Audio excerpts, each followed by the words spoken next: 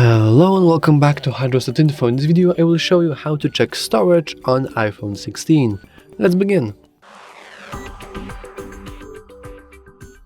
All you need to do is simply go to Settings.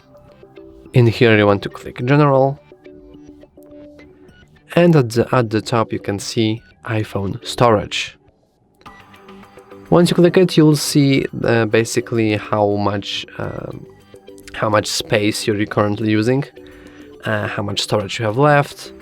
You have here the list of all your applications by size, but you can also change it to last used.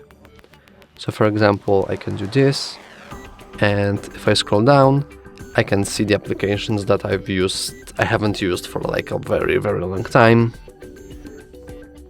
And right here we can see that the iOS itself is about half of our current usage of our storage, and the other is the applications.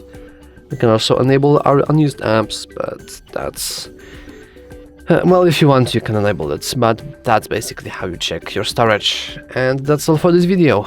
If you found it useful, please remember to like and subscribe. Thanks for watching.